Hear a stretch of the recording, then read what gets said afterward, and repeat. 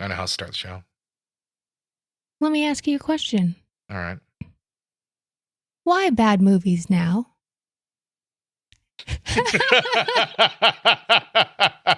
And just like that, we're going to scrap the whole fucking show. Oh, sweet Jesus. It's going to be a good show. Hey, listen, the show about the worst of 2022 should also be our worst show. Yeah, why not? Yeah, why not? I'm going to open a beer, get just shit-faced, and get this podcast done the right way. We're going to get our dogs running around back and forth. Yeah. And we're going to have all the background Cat's going to be out. Turn on all the fans. Turn off my microphone. I'm going to record it right into the iPhone. The way podcasts were truly meant to be recorded. Hello, everybody. Welcome to Gritty Reboot. I'm Pedro. And I'm Meredith. Today, as we've mentioned previously, is the worst of 2022. Fantastic year for movies, but with every year, there will be giant pieces of shit dumped upon our chests during the year. Cinematically, of course. And this year, obviously, no different. Quite a fight when we had to narrow it down. This time, we've done a conjoined 10 list, a bottom 10 for the show, as opposed to last week how we did 5 for each. So this is our general consensus on what's the worst of the year. Yeah. And I know before we got started, there were a couple of movies that I wanted to mention as dishonorable honorable mentions. And I know one of them is a Thor 4, and that's a Thor Love and Thunder. Yeah. Chris Hemsworth, who might also appear later on the list, a little spoiler for later, a little tease, did not have the best year in 2022. This is certainly not the worst comic book movie, but I also take in like level of disappointment into like how I factor a movie for the worst of the year. And Taika Waititi, right? Taika Waititi. Taquito Wasabi. He came into the movie. So disrespectful. Is it so disrespectful? Well, okay.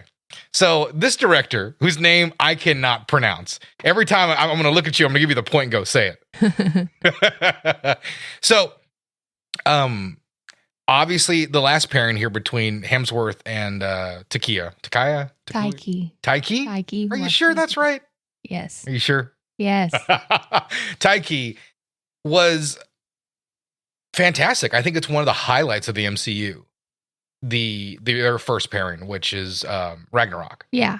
I thought using Chris Hemsworth's natural comedic talents, great idea. This movie was very much written as a comedy, and it ended up being a really bad one. See, yeah. I think the director brought his sensibilities to Ragnarok and made it his kind of movie, just kind of putting his comedic touches on it. So fun. But having like a comedy written for that purpose, the magic just was never there. And I'm not saying it's a complete train wreck, an awful movie. It's worse than Ghost Rider or Fan 4 Stick or anything like that. Like I said, I'm factoring in my disappointment in it as well. Hemsworth is a fantastic performer and actor. He really is. And him being on the worst of this list is not a condemnation of anybody really on the list, to be perfectly honest. It really isn't. It's just about sometimes artists get together and they make crap. Yeah. And that's all that happened. They got together before and they gave us one of the MCU's highlights, and that's not what occurred this time. It was really one of the lowlights of the MCU. So that's another one. Blacklight. This is an unforgettable film. Liam Neeson. Starring Liam Neeson. So unforgettable. I fell asleep, woke up, and I didn't really miss anything. I think the highlight of the movie was us making "Is he going to find cum on the sheets?" jokes with his blacklight. Yeah, we made a ton of blacklight jokes. Yeah, that's really all there is to it. Just we're talking about, this is not even like reheated Taken 3 stuff. This is just like sub Liam Neeson level. Yeah. Yeah, this is like a movie that stars Billy Zane, not a movie that stars Liam Neeson. This movie's beneath him. Yeah, I mean, it might be beneath Billy Zane, for Christ's sake. This is not a good film at all. Not even really worth talking about. Moonfall's the one that almost really made the list. That was the one that really almost made the list. Because this is Roland Emmerich, Patrick Wilson, Halle Berry, Samuel Tarly from Game of Thrones. Sorry, I forgot his name. Not important. He's not bad, but the movie stinks. I like a dumb blockbuster. I do. A dumb, over-the-top disaster movie. But Emmerich, you're fucking pushing it. Like, holy shit, this was maybe the dumbest film he's ever made. And this guy has made some absolutely idiotic cinema. I mean, it stretches credibility, which is, I mean, fine. You don't have to do that, but like nothing's sort of realistic. It's in the hokey. Movie. Yeah, everything's hokey. Yeah, and not in the fun sort of like The Room kind of way. It's more just like this feels like a sci-fi movie, like a sci-fi channel original movie, just blown up. Yeah, and you know, it doesn't even have the sort of fun and camp of like Mansquito or, you know, that kind of Saturday afternoon sci-fi channel kind of fare. It's just because it's Hollywood, it ends up, well, being sort of pretty at times, just ultimately pointless and dull. Another one we want to talk about, Texas Chainsaw Massacre Reboot. Now, this is deserving to make the list, in my opinion, but we're not going to talk about it necessarily because we're going to do, not this coming month, but probably the month after that, a big breakdown of the reboots throughout the Texas Chainsaw series. And we're going to talk about this film pretty significantly being a requel. Just a really disappointing installment in the long-running franchise of Texas Chainsaw Massacre. And like I said, I mean, it's a long-running franchise, and this is one of the lowlights. Yeah. So just something we don't really recommend anybody see. Another one I wanted to talk about, Marmaduke, which we will talk about. I didn't realize they've adapted Marmaduke already in a live-action film with Owen Wilson in the role. This was I don't want to do that movie. No, this was maybe the cheapest animated film I've ever seen, with everyone completely miscast. There's some other name actors in the movie, but Marmaduke is played by Pete Davidson. This is... It's a movie that sort of has to be seen to be believed on how really like awful it is. Yeah. But like, because I don't know if this movie was sort of made as like a tax shield or if this was like a front for a mafia organization is why this film got made. I don't know. Then that's why we're not really putting it on the list, because I'm not even sure I saw a movie I didn't have a fever dream about what a Marmaduke movie might be in hell. And I don't even like have esteem for the Marmaduke character. Yeah, I don't either. Who gives a shit? But I mean, if you are, I mean, this has to be your Dragon Ball Evolution. Yeah, doesn't it? Definitely. Yeah, it's got to be your Dragon Ball. I don't remember Evolution. a thing about it. Yeah, it's got to be your Street Fighter Legend of Chun-Li. Yeah, I know it's bad because our 5-year-old was like, "Can we watch something else?" Yeah. She's like, "Can I read a book?" You know, that's when things are bad. Yeah, just really, truly forgettable. And then the last one I wanted to highlight for dishonorable mention is Blonde. You wanted to talk about Blonde and how you hated it. Yeah. I want you to tell the listeners how you felt about the film. Well, Blonde is the movie about Marilyn Monroe. And one of the things that I hated about the movie the most, and I thought the most distracting about the movie, was her accent. Ana de Armas has an accent, and she did not try to stifle that accent or try to... I mean, she tried to stifle it. She tried to sound... She attempted. Soft-spoken like Marilyn Monroe does. She tried to attempt to soften the accent. But she just failed miserably. She pondered about thinking about attempting to trying to stop her Cuban accent from bleeding through. Yeah. It didn't bother me at all. And it just, I don't know why, but it did not bother me. I know it was like nails on a chalkboard. Yeah, because that's not how Marilyn Monroe sounds. You have to sound at least somewhat close to what the original person sounded like. Like, what's his name that played Johnny Cash? Oh, I was about to say Joaquin. He doesn't necessarily look the part, but he sounds the part. Yeah, and I think like Austin Butler doesn't always look like Elvis, but he did a nice job trying to kind of get the cadence of him down in the movie. These are huge figures in American pop culture.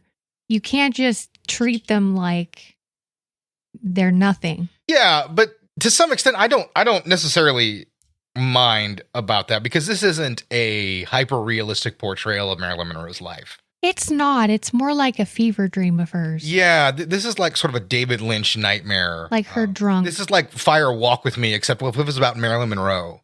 And that's kind of how it feels. I mean, sometimes it shifts into being a twinkly dream and some of the highlights of things that occurred to her. But the movie has some incredibly vicious and gut-punching lows and some things that are disturbing and sort of scary, terrifying, I think. The movie really has a large bed of emotions it wants to put you through in its 2 hour and 45 minute runtime. But it also forces those emotions down your throat. I did not feel that way. Yes. This movie was my cup of tea. This was a disturbing sort of alternate history look at sort of Marilyn Monroe. Because, I mean, a lot of the things that occurred in the movie never really happened at all. And that doesn't bother me. Like, I've watched a ton of historical movies that aren't based on anything at all. I mean, like Braveheart, they just fucking made most of that shit up. Yeah. You know, I mean, that's okay. You know, I always chuckle at Michael Bay's Pearl Harbor because, I mean, there's a scene where Roosevelt, as played by Jon Voight, stands up and says, "We're going to attack the Japanese and hit them hard." It's such a great scene. Never fucking happened, but it's a fun scene in that movie. So that's sort of the way I look at it. I didn't go into this as a true, like, historical kind of drama. This is the way it was. But, you know, like I said, it giving me a darker sort of disturbing tale, you know, a non-traditional narrative. It's almost things I'm obsessed with, and also obsessed with Ana de Armas. Well, it's different than what was advertised. Yeah, but say if you really thought you were getting a traditional Oscar biopic, no, that you were not getting that at all. Yeah. Yeah, like I said, this is, like I said, more of a David Lynch light kind of nightmare. So, listen, I didn't. It's too long. Yeah, well, I will agree with you there. It is too long. But I did enjoy the movie, and honestly, I really did like her performance. I don't think she held anything back, including her accent. I don't think her performance was that bad. I just think that the accent hindered it for me. So if she was to be nominated for Best Actress, she is. Right. Yeah. She is. She is. I would have a problem with that. Yeah. Because I think I was just about to ask you that her performance is good, but the accent brings it down for me. Yeah, there's a number of like notable actresses this year, and there's so many. Yeah, who aren't going to get a nomination. The actress from Till, her name just escapes me. She was, I thought she was a shoo-in. She did not get a nomination. We have not seen The Fabelmans, so I can't test to it. People say Michelle Williams is just fine in that. And Ana de Armas, who I'm a big fan of, I can certainly understand this not getting a nomination for the reasons you talked about. Yeah. You know, if you're going to play an actor, you want to disappear and kind of be him. And, you know, with her Cuban accent, it was a little bit difficult to do. Mm-hmm. So it is what it is. I still think it's a movie worth checking out, but I'm not going to say everyone will love it. Yeah. All right. And with that said, it's time to talk about the shit of 2022. My son sacrificed his life to save me. These powers are not a gift. All right. We got Black Adam. Number 10. Number 10. Of rage. So what to say about Black Adam? This is not the worst comic book movie ever. As a matter of fact, it's very, very watchable. And I think that's one of the reasons I'm highlighting it here is because this is a movie that really shows you what The Rock is about. And he's just trying to sort of crowdsource the ideas for like the most watchable and digestible movie for the most amount of people. And he's done that for a long time. And this is that style hitting a comic book film. And it's just a wave of vanilla coming at you. This movie had a $260 million budget. What do you think it grossed? Let's play a game while we do this. Oh, this was a fun thing because I know they argued back and forth about what it grossed. Let's go The Rock and the internet, basically. Let's have you guess domestic, and then I'll tell you worldwide. Domestic, I don't think this movie broke $200 million domestically. You would be correct. Yeah, there's no way it did that. I'd put 180 tops. 168,152,111. Okay. So I gave it a little bit more credit.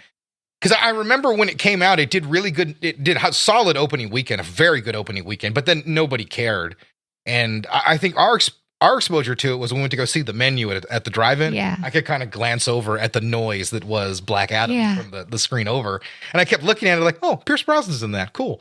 And and he's the best part of this movie. And The Rock isn't shitty or anything in this movie. He's not terrible, but I mean, his fingerprints on it leading to another just watchable Rock movie is very unfortunate. Yeah, this movie was directed by Jamie Collette Sarah. Yeah, I think... Jami. It could be Jami. Yeah, I think he'd worked The Rock before. I'm not real certain. He just kind of directs a real lifeless kind of movie. It's a movie that feels like it had $70 million worth of reshoots. I know that was a rumor that went on about it. Didn't test very well.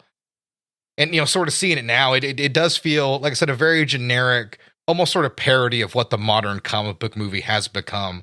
You know, The Rock's dive into the genre should have been a real triumph for him. It really should have. And it's a shame that it's not even a low light. It'll barely be remembered in this pantheon of comic book movies that we got in this new millennium. Nobody's even going to remember this because people will talk more about things like Ghost Rider because it's so laughably bad. Yeah.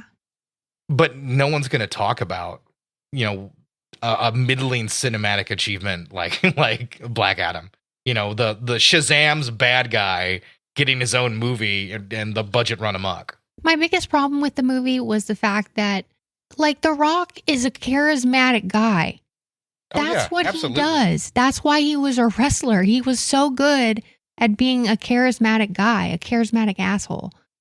And you can't get any bit of his personality or charisma in this movie. No. He plays the most boring superhero, supervillain, whatever you want to say. I mean, it's just so by the numbers. Mm-hmm. Yeah, because he's trying to be like an anti-hero. He doesn't really care about being a superhero.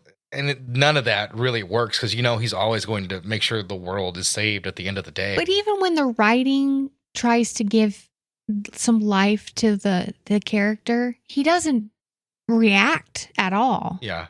Like a normal human being would. Yeah, I think it's a real missed opportunity. Like I said, I don't know what the director told him on those days and anything like that, but nothing about this really came together to make anything memorable in any way, shape, or form. Yeah. Like, this is the one movie of the year. If you skipped it, you're not going to miss anything. You could watch. The only interesting thing in the movie is when Cavill shows up in the end as one last gas with the old Zack Snyder Superman. And that's it. Yeah. And that's all it was. It was the bon voyage to that universe because this movie would basically allow for James Gunn to come in and take control of the DCU, which is something The Rock kind of wanted to do with. And if this was the movie he was going to do it with, not even close, buddy. Yeah. Not even close. This is just better left forgotten.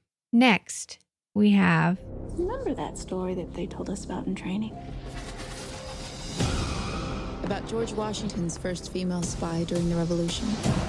They called her Agent 355. There you go. Oh, yeah. This is Lupita Nyong'o, Penelope Cruz, Diane Kruger, Jessica Chastain in Simon Kinberg's, I wrote and directed this, The 355. American. And Bing Bing and Sebastian Stan are also in it. Yeah, Sebastian Stan from The Winter Soldier as well is in this. He's very good. Director is... Simon Kinberg. Simon Kinberg. So Simon Kinberg, okay, first off, I love Jessica Chastain. She is one of my favorite, if not my favorite actress right now. I've been a fan for a number of years, and I feel like Jessica Chastain was watching Atomic Blonde, and she called her agent and go, "Hey, I want that. Give me that." Yeah. And this led to, there was a movie a few years ago called Ava, where she is an assassin, I believe. And that movie's also really lousy. Yeah. It really I don't even think that got a theatrical release. It's just, that's a different mess. That movie is half an unengaging crime thriller and then a strange family drama that don't come together at all. It's a really weird mix. But the 355 is for 2022, and I know this movie was delayed a couple years because of COVID. It's just maybe the most by the number sort of spy story, most by the number sort of spy action movie. Yeah. And it's so unremarkably made. Yep. I think that's really the best way to put it. Simon, listen, directors and actors need to work well together. And Simon Kinberg is not a very good director. Before this, I think he had brought us X-Men Apocalypse and the second Dark Phoenix story. Yeah, because I didn't feel their chemistry. No. They didn't have any chemistry. Yeah, and he'd worked with Jessica Chastain and on Dark Phoenix, and they'd started developing what would be like the 355 because she wanted to do like a female action-led movie. And that's the worst thing she could have done is pick Simon Kinberg because he's just awful. He really is. As a director, I know he's been a part of some scripts that I've liked. Days of Future Past, the X-Men movie that Bryan Singer directed. And that's basically how he got his opportunity to direct these kinds of movies. And with that opportunity and a pretty nice budget and fantastic cast, I mean, I'm trying to remember like plot points of the movie, and nothing is really coming to mind or sticking with me. No, Sebastian Stan, he plays the foil. Kind of. Yeah, he ends up, he's a red herring. Well, he ends up dying in the beginning in a very unconvincing fashion and then turns back up later. And of course, nobody really dies in a convincing fashion. He's the bad guy. The movie is PG-13. which is a kind of a strange decision. I mean, I understand where it's going, but this isn't a movie aimed at kids. No. Like, this isn't a movie for like young girls or young guys to go see that's disposable. Like I said, this is kind of a spy thriller with action elements, and that's not something you want to have a PG-13 for. I think you need a movie that feels a little bit more mature, which this doesn't at all, and a movie that has maybe a bit more adult content to sort of kind of chew on a bit. This movie doesn't have any of that. Like I said, it's kind of there, and like wastes fantastic performances from like I said, a really nice cast. Out of all four of the girls, who do you think was the best actress? The best actress? I mean, I'm always going to say Chastain. She has to sort of anchor the movie, and she's the only reason the movie can pick up any kind of weight or gravitas. But like, even in the action, I thought Penelope Cruz was pretty good. I thought she handled some comedic moments well, and yeah, she does have, I think, probably the best written role in the film. Yeah, because she actually has some character. Yeah, she has a husband and a son. Like Jessica Chastain kind of just spawned in at like level 99. Yeah. She's already this badass and it's not really concerned about anything. And it's kind of the same way like Diane Kruger's character. She just kind of spawns in. She's got a dark backstory. It's not that important. And they're sort of untouchable except for when they fight against each other. And even, with the fighting, as it said, the action sequences are so poorly done. Yeah. I think cut. Yeah, I think I counted like 21 cuts in maybe like, I don't know, a 20-second fight sequence between Jessica Chastain and a guard. Yeah. So as I was watching, I was like, cut, just counting them, going down the line. I was like, it's just one of those kinds of movies. Truly just forgettable, unremarkable. I think probably the best thing about the movie is the terrible costume choices they gave some of the actresses in the movie, especially the lead, Chastain. Yeah, they make them look kind of frumpy. Yeah, she has that weird Carmen Sandiego kind of costume. Like she just walked out of a Duran Duran video. It's very strange. How they have her, like the opening action sequence of the movie, Jessica Chastain is running around in a sundress. And it's not comedic in any way. It's like it's not sort of played for laughs or anything like that. It's just there. Yeah. It's just there, and it doesn't make her look. If you're trying to like sort of say, hey, I'm an action lead, you want to have things make you look cool, make you look tough. And that doesn't really happen in the movie. Because even if she did some choreography and fight training, you would not be able to tell with the editing. There's maybe one extended sequence where she fights a guard and it maybe goes on for like 10 seconds and she pulls some moves. And I was like, hey, wait, one nice little sequence. But the movie never, ever stops to do that, which is a shame because we saw so many other female-led action movies like Gunpowder Milkshake and Mary Elizabeth Winstead made a movie like that as well. I can't remember. But both of those had excellent action sequences, even though they weren't particularly great movies. But at least I could depend on them for good action. This movie didn't even have that. And that's why it's on the list. Okay. Before we go, $75 million budget. It made $27 million, basically almost $28 million. Oh yeah, the movie was dumped to die. It had been in production for a while. Like I said, I'm a Jessica Chastain fan, so I remember seeing the trailer sometime during the pandemic. Like, oh, we're gonna release it, and then just went quiet for like a year and a half, and then all of a sudden, like she just started talking about it on Instagram because I guess the studio said, "Hey, we're dumping this in like 3 weeks. Yeah, promote it if you want. We're not."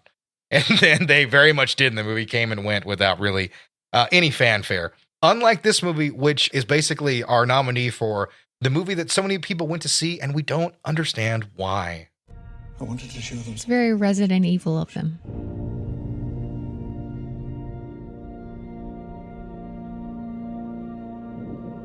Something that was real. Just trying to get at my nostalgia. Yeah, it's all Jurassic World ever wants to try to do is try to play on my nostalgia. Creation. Sam Neill, Laura Dern. I forgot his name. Jeff Goldblum. Yeah. Sorry, driving up. Jeff Goldblum. Bryce Pratt and Bryce Dallas Howard, the spawn of Ron Howard. Laura Dern. Colin Trevorrow's directed We're here forever. Jurassic World Dominion. We're never going to see her again. We got to protect her. That's our job. Humans and dinosaurs. So this movie made like $1 billion, I think. Spoiler. This movie had a $185 million budget. Makes sense. Looks good. It made $1 billion. Yeah, it made just over $1 billion. Just a little bit. Yeah, because I remember I was telling you that somehow Colin Trevorrow gets on that list of directors who directed a $1 billion film. But it made only $376 million domestic. That's a good chunk of change. The Rock would kill for $273 million. Like worldwide, on man? Black Adam. It killed. Well, yeah, everyone loves the dinosaurs. Everyone loves the Jurassic Park IP. They really do. But I'll be honest, I thought the first movie was watchable, passable, had some nice moments. I kind of enjoyed the goofiness at the end, and there's a few things here and there that I enjoyed in the movie. You know, I didn't realize it was to become a massive hit, but I knew I'd get a sequel. I didn't care for the sequel at all. You know, I preferred The Lost World over that. And this movie is the low point of the entire franchise. Yeah. I mean, I'd watch The Lost World and Jurassic Park 3 5 times in a row before I'd watch this thing again. Yeah, another unremarkable movie. A lot of things were kind of laughable. Like there were moments where we were supposed to be taking everything seriously. Yeah. And it was hard to take it seriously. Yeah. Like Chris Pratt would do his little thing with his hand. Yeah, because now everybody can put their hand up. Yeah, and it's it's like ridiculous. This movie is just a fucking mess, man. I don't know what they are trying to do with this franchise other than just try to punch my nostalgia boner as hard as they can. Yeah. Because, I mean, that seems like that's the only real move that these movies have. Every now and then you'll find an inspired action sequences because Trevorrow can direct a pretty nice action sequence. But other than that, I mean, you really won't find a whole lot in the movies. And they get everybody back. They have Laura Dern come back. They have Sam Neill come back. They have Jeff Goldblum come back. Yeah. It should be an easy win. And this just isn't, it doesn't do anything. I like Jeff Goldblum and I like all those people, but yeah. It's a waste of their time. Yeah, I mean, it's good to have everybody back, but, you know, once again, none of this really adds up to anything. It's sort of strange. You have a movie with this sort of apocalyptic scenario where dinosaurs are invading everywhere. Yeah. They're just showing up, and over. we're having to deal with them in day-to-day life. And the movie just isn't that concerned with that idea. Yeah, you should be like murdering them all. Yeah, and I kind of find that so baffling at the end of the day about this movie, because the movie is ultimately about these killer locusts that are going to destroy the crops and endanger the food supply of mankind. And I'm like, what about the fucking thunder lizards running through the goddamn heartland of America? The T-Rexes and stuff. Yeah, We're breeding and having kids. Yeah, I think that's a much bigger deal about having to run into families of velociraptor. I mean, that's not the end of mankind, but it's going to change how we do things in the world if there's creatures like that can easily kill a human and they're looking for them. Or like how the movie opens with the giant crocodile like beast thing in the ocean. I mean, you're going to have those out running around out there. Yeah. Yeah, I mean you can't afford to have that kind of stuff. I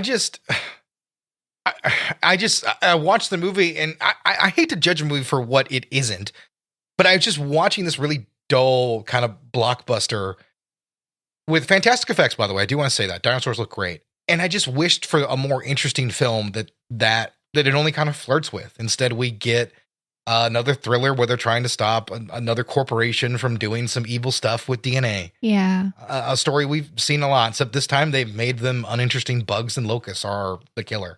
I mean, granted, that's a scary idea. And there's a couple cool sequences about the bugs, but all in all, I mean, it's so ultimately disappointing for everything this could become. You know what? Fuck this franchise. I like one movie in this franchise. Fuck Jurassic Park, the franchise. Steven Spielberg and Michael Crichton to a lesser extent. Well, I guess he did create the whole thing, but I like Spielberg's movie much better than Crichton's book.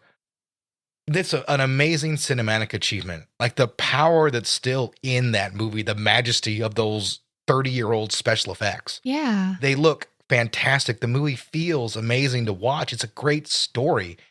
And because that was such an amazing movie that lit the box office on fire and helped change the way that movies are made, really ushered in CG, even though really, if you watch Jurassic Park, it's a great combination of CG and practical effects. They go together brilliantly in the film. Because of that, I've had to watch movies that I truly loathe. The Lost World, I guess a passable Jurassic Park 3, if laughable.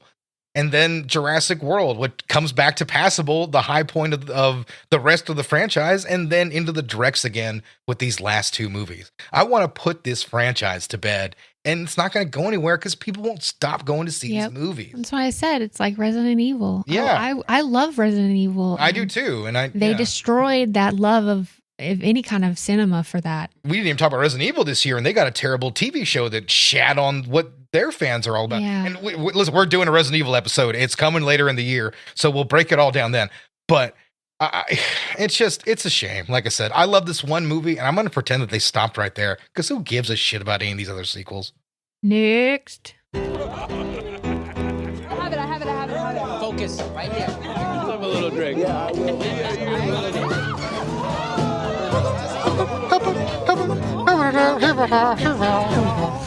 Is that not how that goes? No. Oh, okay, sorry. You and me. Oh, all right. Number 7, Don't Worry, Darling. So we have Chris Pine, Harry Styles, of course, Florence Pugh, and the director, Olivia Wilde. And Shia LaBeouf's in this movie. He is not in this movie. He is not in this He is movie. not in this film. You saw this movie. He's not in this movie. He's supposed to be the Harry Styles character. Yeah. So all right. There was a lot of controversy about this movie. There was a lot of stories that came out that Olivia Wilde wasn't running a particularly good set. Yeah. A lot of rumors. She was that sleeping around with yeah, Harry Styles. That took precedent over it, that Florence Pugh was having to direct some of the actors herself and some of the scenes. There were a lot of stories that came out, and they were denied by the studio, by some members of the crew, and of course by Olivia Wilde. But I will state that the one person who did not deny these claims was Florence Pugh.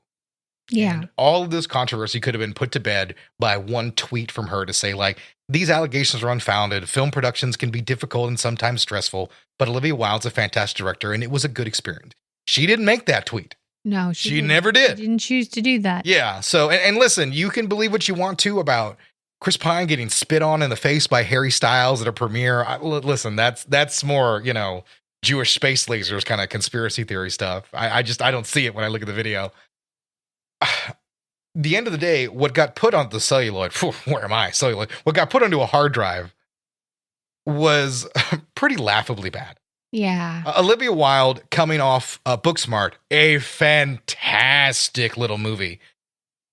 She had her pick of anything she could do, and this is the script that she's like, bam, this got hit written all over it. I can direct the fuck out of this movie. So she picked it and put her spin on it, and it's a true disaster. Mm-hmm. It really is. It's just a dull Stepford Wives retread that tries to give a level of intrigue akin to some of the great mysteries, but really comes in limper than a pretty lame episode of Lost. Mm-hmm. Like, it just doesn't really connect as sort of, I mean, it's better than maybe the Stepford Wives reboot. We'll cover that too, guys. But I mean, that's fucking low praise. Yeah. I mean, this has such potential. And like, I feel like Florence Pugh needs to have her back looked at from trying to carry this whole fucking movie. She's still excellent. Yeah, she really is. And Chris Pine is as well. I think he's very good in his Jordan Peterson-esque role, whatever. That's he's neither here nor there. I think he does a very nice job and can be chilling. Harry Styles, on the other hand, is bad. Mm-hmm. I mean, like, Madonna swept away kind of bad. Like, the things you expect from an actor in a major movie just aren't there. And like, you can see Pugh's like feel this way. Like when she's like, you can almost see her face guiding him to where he needs to be. It reminds me of when I would watch plays and I would see an experienced actor dealing with someone who was new that he liked and was trying to get there. Like he was trying to pull him where he needed to be. And man, it just doesn't really come together. And then, a whole movie about intrigue with a twist this stupid and lame. It makes you feel like you just wasted your time. Yep. I mean, and that's like I said, you get laughable acting. And, when you draw this level of intrigue, if you don't have a really cool idea about what's behind it, like the original Stepford Wives did, or something like the Jordan Peele's first movie, Get Out. Get Out. If you don't have a really neat twist like that, what the fuck are you doing?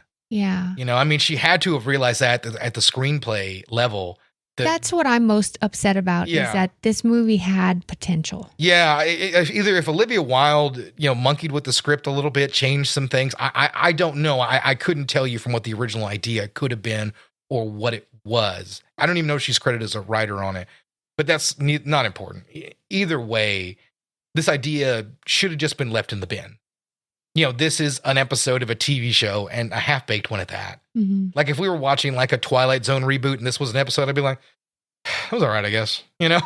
But as a major movie, especially for a director who's trying to like pick up on the momentum that she had from a breakout movie, it's another real disappointment. And I mean, just an absolute whiff from Olivia Wilde. Maybe Shia LaBeouf should have been cast. Maybe so. Would have maybe gone a little bit differently, and it certainly would have helped with the acting. It would have helped out quite a bit. So I do want to say with our next selection here is, I know we normally cover movies, and we've talked about TV shows just a bit, but I wanted to single out this bit of Disney Plus and the Star Wars universe. Hunter.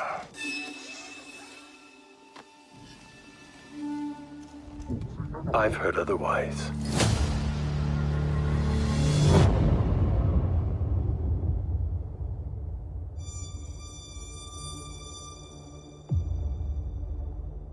I know that you sit on the throne of your former employer.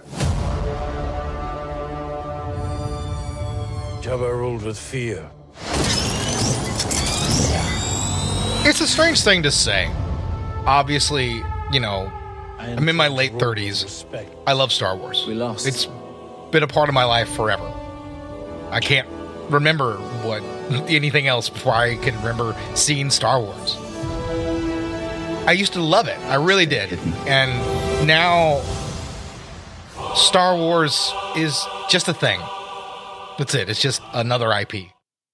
And listen, this isn't about, oh my God, boo-hoo, he lost his beloved franchise.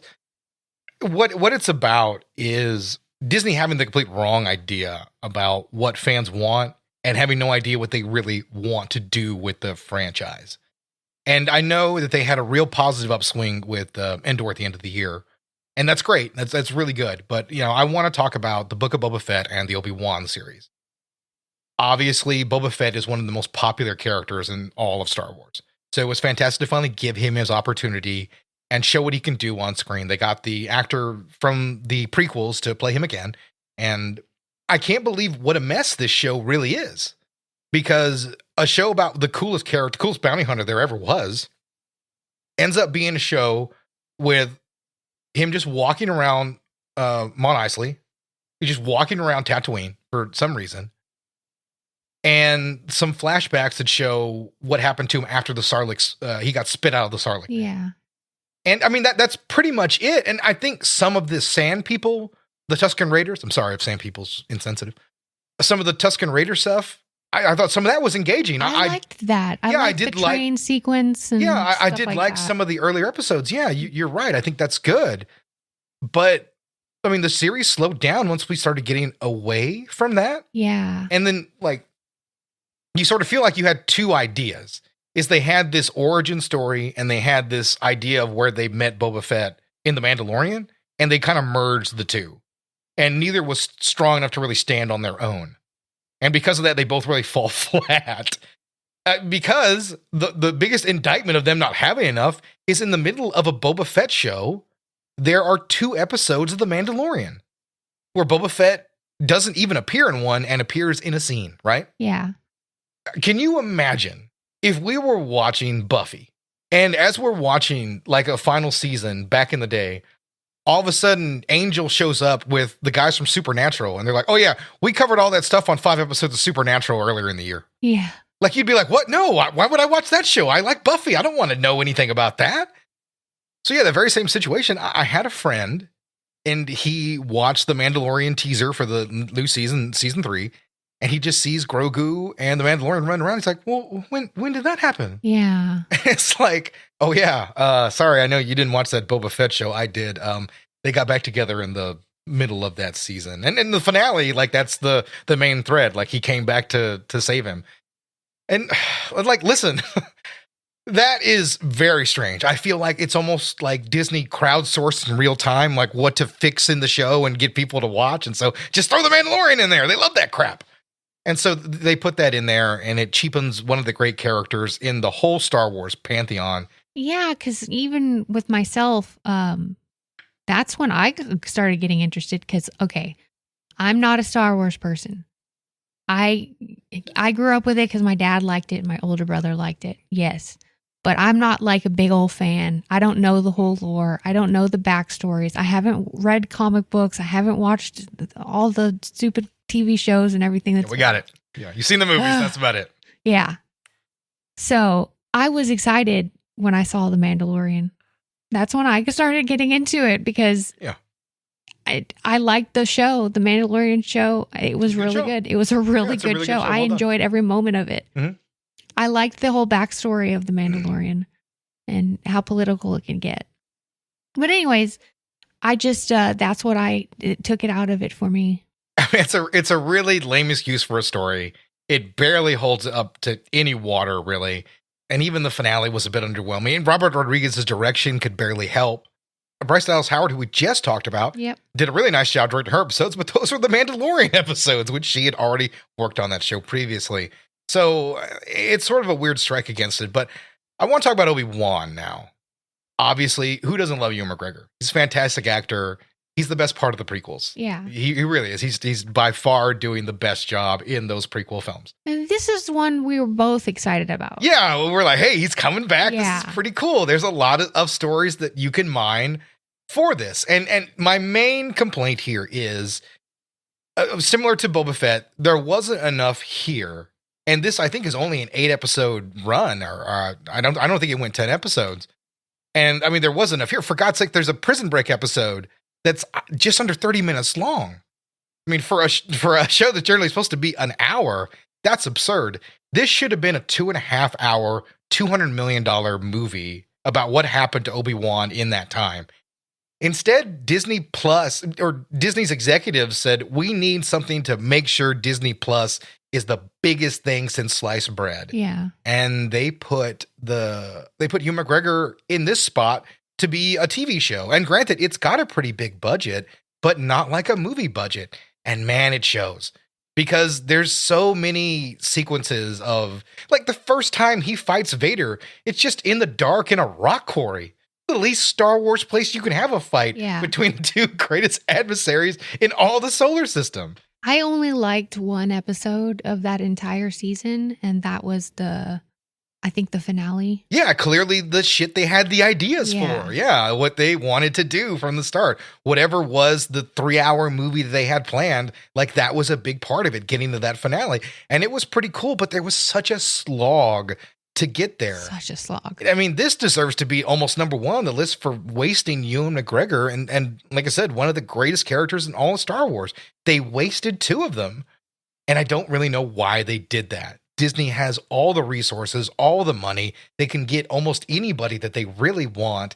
It's just a shame that they chose to send these 2 guys to do basically, TV shows that were of average quality. Mm-hmm. Even effects wise, they were just all right. Whether it's Ewan McGregor walking through cheap sets on the Obi-Wan show or watching Boba Fett in a water tank healing for episode after episode. These shows were so poorly done and planned, and whatever their movie concept was stretched out to a TV show were disasters. I only can hope that Disney can right this ship before they just run Star Wars into the ground. I feel like Disney just has this pin. They're like, you want Star Wars? Eat Star Wars, you motherfucker, eat it. Like, that's right where Disney's at. And man, I couldn't be less into the franchise than probably I've ever been at this point. Yeah, because we haven't even watched Andor, and that's got critical acclaim. Yeah, we watched the first couple episodes, and then I think we had something come up, and we just weren't able to get back to watching TV for about 3 weeks. And then we just didn't pick it back up after that. But what we saw was quality. We just, like I said, we're just sort of out of Star Wars at the moment. Yeah, like I'll be excited for, another Mandalorian, but other than that, get away from me. Yeah, get out of here. Get out of here, Star Wars. Go get a job. Now we have number 5. Rob Zombie, the director of House of a Thousand Corpses, Halloween, and The Devil's Rejects, brings you the greatest love story ever told. I don't like the sound of that. I fought for this to be on the list. Yeah, you really did, because I didn't hate this movie like you really, really hate this movie. I don't like it, so that's why I didn't fight you too hard, but... It's one of the worst movies I've ever seen. I wanted it to be... You wanted it higher. I wanted it to be higher, I conceded in number 5. Okay, and listen, it is what it is. Rob Zombie's The Munsters, not very good. Terrible idea to have him do We talked a about it children's before. movie. It didn't work. We're summoning up that episode. But yeah, go back and through the episodes. If you missed that one, you can listen to us really talk about his movie and that directorial effort, how cheap it is. I mean, how very cheap it is. Yeah. And like I said, Rob Zombie trying to write TGIF style comedy just doesn't really work at all. Because it had a $9 million budget. That's minuscule. And it is. That's minuscule. Yeah, but still, it's $9 million. Like, the movie looks like a $9,000 movie. Yeah, I mean, there is a lot of Party City kind of stuff in there. Yeah. But, movies costed a lot of money, and for what they were trying to do, they didn't have anywhere near the kind of budget to pull off what they wanted. It's a real shame. It really is. And, I've always liked the old show, and what this is awful. But like I said, give that episode a listen, where we really break that one down quite a bit. So we're going to move on also to another movie that we've covered as well. Number 4. It's been 4 years since Michael Myers vanished without a trace. Had to put it on the list. Yeah, once again, very similar to last movie. We have talked about this one at length. How much this movie shits on Laurie's trauma, just so we can get to whatever the finale is supposed to be. Just a really, really unfortunate installment in an incredibly long-running franchise. Shame on David Gordon Green. Shame on him. Exactly. All right, now to a movie that we have not talked about at all, and we almost forgot was released in 2022. We almost didn't have it on our list. We're like, yeah, we've seen that piece of shit. We know that movie. We got thrown on the list. Number 3. I am a doctor. He is a doctor of love. I should have died years ago. Oh, so we have Jared Leto in Morbius. Director Daniel Espinosa. Find a cure. It's Morbin time. Matt Smith's in it, which I love because he's a doctor. Yeah. Michael Matt Smith Keaton. Matt Smith's a lot of fun. Adria Arjona. Hey, that's a spoiler. You can't tell him Keaton's in the movie. So technically, Keaton in the movie makes it part of the MCU. I guess. No, I mean, he's in the MCU, so that does make it a part of that universe, technically. Listen, this movie is going to be forgotten about. This is a big budget disaster. My favorite kind of disaster. $75 million budget.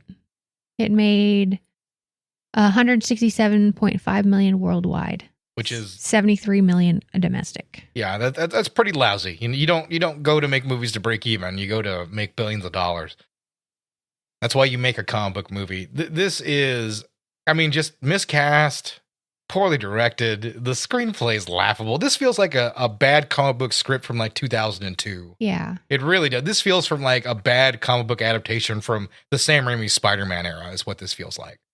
And so that doesn't help it at all. Leto not understanding like what kind of movie he's in doesn't help either. I think if he leaned into some of that camp, that would help, but that's not what he's doing in that performance. Trust me. He's too busy being a rock star these days. He's too busy trying to goth it up, and listen, and him in the comic book movies has been rough. Yeah. The rough turn as a Joker, I guess, because there was another Joker film at the time. And listen, I think Leto got a bit of a raw deal on that one. He's in a movie that's been recut and reshot all to hell. So, maybe that's not all that there was to his performance. So I have a little bit of sympathy, but I don't have any here. There's nothing really about the Morbius character that's interesting. Well, yeah, that you needed Jared Leto to play him. Like anybody could have really played this part. I mean, I know that Leto is in good shape, but I mean, he's always in good shape. like he's always had a great body and cut. So that's not really an achievement for him. So I don't really know what else to say about, Morbius. Like, there's nothing to say. Yeah, nothing. I mean, I think it makes for a nice bad movie Friday night or something like that. I think that's maybe the highest level this movie could get to. And but would you watch this movie again? 10 years, maybe?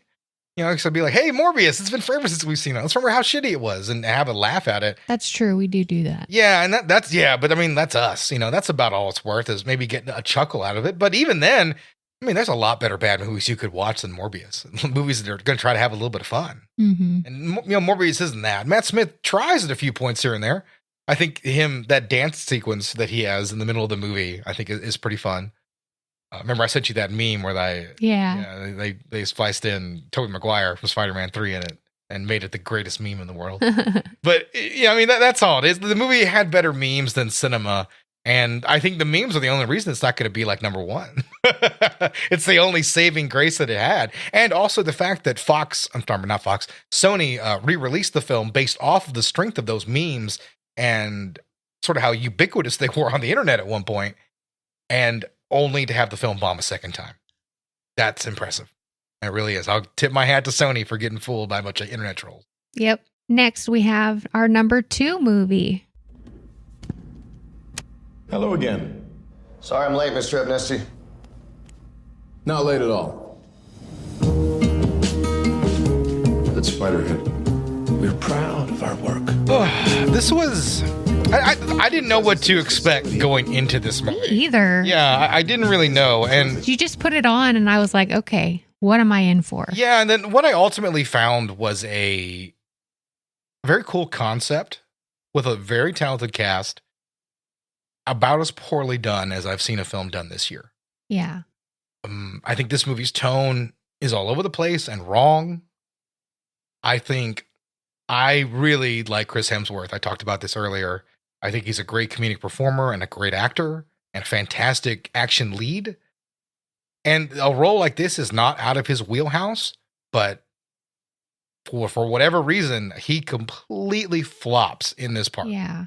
I don't know if he's trying to play him as evil. I don't know if he's like a benevolent just CEO who only wants to get, the job done. I don't know if he's a madman. I don't know what he is from the performance. I really don't. I can't get a gauge on the level of evil that he has. I didn't even know he was the CEO until like the last few freaking frames of the movie. Well, because we made the joke. I was like, well, that's the obvious thing, that he's just in charge of the whole thing. So we were looking for the red herring. Like, yeah. Okay, what's it really going to be? Because that's what and then he's just in charge of the corporation. It's all his idea. He's the one doing all the torture. And so he makes these chemicals that are kind of unexplained, but it's whatever. And they can make you feel whatever. They can make you want to eat over and over again, horny all the time, whatever. Literal, truth serum. And of course, there's a pain serum that keeps everybody sort of in line. And so they're treating all these guys with this. They're convicts, and this is what they do to get their sentence reduced. Reducted. This is what they do to get their sentence reduced. Spider-Man's so bad I can't fucking talk. So they do all this, and the movie, man, it never holds on to an idea for more than really a moment. Like, they're just kind of bouncing back and forth and wasting the talents of Miles Teller, who's fine here. Miles Teller is the movie. Yeah, really. He's the movie for me. He's kind of like Florence Pugh. He's trying to put this sucker on his back and kind of carry it in the end zone. But there's nothing to carry. This movie just doesn't have any real substance. I guess the biggest twist is the romantic interest in what sent her to prison. Yeah. Because I think she always says it's a robbery. And but even that to me was telegraphed. Yeah. Like, I knew it was going to be something like that. Yeah, because that's as we've been saying Smollett, but it's Smollier, I think is how I'm supposed to say it now. Journey Smollier, right? Journey. Yeah, Journey Smollier. She's really good. But yeah, and then she has this revelation. She was like, oh, I killed my baby. And I was like, oh, okay, that makes her despicable. And then she's like, I left it in the car and went to work. I was like, oh, this makes you forgetful. Yeah. And I was like, well, if you wanted me to hate this character, that wasn't the way to do it. Like, if you said that she went out drinking and left her kid at home and her kid suffocated or something, then yeah, that's something. But they weirdly softened it. I don't know why they did that when the whole point was their love is supposed to conquer overall, when they don't really have any chemistry and their love story's on the back burner. It should have been like, I drowned my baby or something. Yes, it should have been something like that. Awful thing. Yeah, yet even if it was like postpartum or something, at least something that's truly awful. Yes, it's awful to leave your kid in a car, but that doesn't make you a fucking psychopath. It just means you're forgetful as fuck. Yeah. I don't know if it's a hot take or anything like that, but it just didn't help in that moment in time when I think the movie is reaching this big crescendo of shit. And I'm just like, oh, okay, well, I don't care. And then the finale is just a system of them trading phones back and forth and raising the pain level on each other. It just, nothing really comes together in this movie. Yeah, it's a weird fight sequence. Yeah, it very much is. And by the way, I don't know in what world we're allowed to think that Miles Teller is going to compete in a fist fight with Chris Hemsworth. No shit. Yeah, that's bad booking is what that is. And like I said, then once all that's done, the movie almost has a weird comedic sequence of of Miles Teller and Journey trying to get out of the facility. And it's almost like played for laughs because like there's a woman trying to attack them with a literal piece of shit. She has a copy of Spiderhead in her hand trying to rub it against our protagonist. And I'm like, what the fuck is this movie? I thought that the boat's coming. The boats are coming, and he keeps flashing back to these boats coming, and they're like still not even on the bridge yet. Yeah. And then here comes the boats. The boats are coming, and then they start going to, okay, should we take this thing or should we take this boat? And then the boats are still coming. Yeah. Like it's a big deal because they're going to be here any minute, and they're still taking their freaking time to figure out what they're going to do. And then they finally get in the boat, as you would think that the boats that are coming are like right up on them, and it cuts to them escaping. The cops don't even care if these prisoners have just escaped. They don't give a shit. Yeah, he killed 2 people and she murdered her baby according to the law, so they should have some level of concern. They're like, no, we're not concerned at all. They even let the Spiderhead himself crash right into the fucking mountain. Yeah, the plane. That's what it was. He takes off in the plane and he crashes right into the mountain. So no sequel, no Spiderhead 2. I actually enjoyed that part. Yeah, like, where I he did gets too. all high and just like, oh, the mountain. Yeah, because everyone gets there. Who gives a shit about explaining? He's gotten too much of the serums, so he's all messed up and he crashes, and it ends the movie and ended our suffering. Like I said, just a truly pointless movie. Yeah. I mean, this is such a neat idea for a movie. You can make a really dystopic kind of nightmare kind of movie about this. And like the director and the writer don't care about that at all. It's like the most surface level attack on this concept. And it's another real disappointing move for what it could have been. And considering that the same director gave us Top Gun Maverick, I feel like this movie was directed by a film school dropout. Yeah, Joseph Kosinski. Yeah, thank you. I forgot his name. If you'd have told me he directed Top Gun Maverick, I'd have been like, no fucking way. This was directed by some scrub. This feels like a Kevin Smith movie from 1997. Directing wise, not writing wise. Smith's writing would have been way sharper. Can you guess the budget on this movie? Oh, it feels expensive. 100 mil? You guessed it. Oh, so they captured right there. Prize. No more than $100 million. Yeah. That's all you guys get to make the Spiderhead. Yep. This is another Netflix movie that was poorly thought out. So we don't have box office on there's no box office. So the only Netflix movie with box office was Glass Onion, and people wanted more of that. So no one wanted more Spiderhead. Like the same way nobody wanted more Gray Man. There's another movie we didn't talk about this year that also kind of sucked. I agree. Yeah. I didn't like that movie. No, it wasn't very good at all. And by the way, we're going to finish it out with another Netflix gem right here at number 1. We're almost at the nest. That sounds like a baby crying for its mama. That ain't no baby! I got him!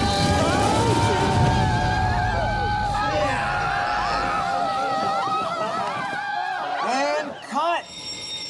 Now that was a great take.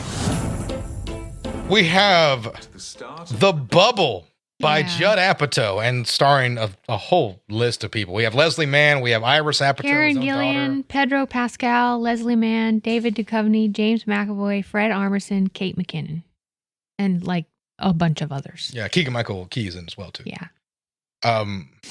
Wow. I cannot believe a director who I truly admire and love almost all. Well, I don't love all of his work, but even his less interesting things like This Is 40 still have some fun moments in them and still have some things that you can see what drew Apatow to the project. I have no fucking clue why he made this movie. Yeah. Other than he just thought he could hang out with his wife and daughter for like 3 months. He wasted all of our time. Yeah, this is a pandemic comedy, and that's all it is. It's about making a generic blockbuster during the pandemic. That's the gag. That's it. There's nothing else to it. Apatow movies are known for their improv, and you have capable performers. I think Apatow was probably the real surprise. I thought Duchovny was the real surprise in the movie. I thought he was actually pretty good, and he was not somebody I would have expected to get a lot of comedic moments from, but he did really well. I think another performer who I think was really lousy in this film was Iris Apatow, his daughter. She stunk. Yeah, she absolutely stunk. Yeah. And listen, like I think Maude is actually a pretty good actress on Euphoria, but I think Maude is wildly overrated because she is Apatow's daughter. Like I don't think she could have gotten that role in Euphoria without that level of nepotism. Mm-hmm.